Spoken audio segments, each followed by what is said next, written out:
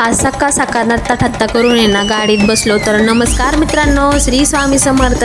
तर गाडीत बसल्या बसल्या मला आहे ना अशी भरमसाठ भूक लागली होती. मी घरून किती पण टामटूम खाऊन पिऊन जरी निघले तरी पण मला गाडीत बसल्यावर भूक लागती. ती कशी ते नाही माहिती. त्याच्यानंतर मैत्रिणीला घेतलं, मैत्रिणीच्या कोकराला घेतलं, त्यांची फॅमिली घेऊन आम्ही निघालो फिरायला. तर हे कोकरू असं उड्या मारत होतं ना, जसं गोठ्यातून वासराला सोडल्यावर कसं वासरू उड्या मारतं तसं हे कोकरू उड्या मारित होतं. नंतरून आम्ही गेलो कानिपनाथांना, कानिपनाथांचं दर्शन घेतलं आणि मग निघालो. मैत्रिणीला म्हणलं थोडं माझ्याकडे बघ, तुला थोडं गोरं करून फोटो काढते. त्याच्यानंतर आम्ही गेलो मच्छिंद्रनाथांच्या गडावरती.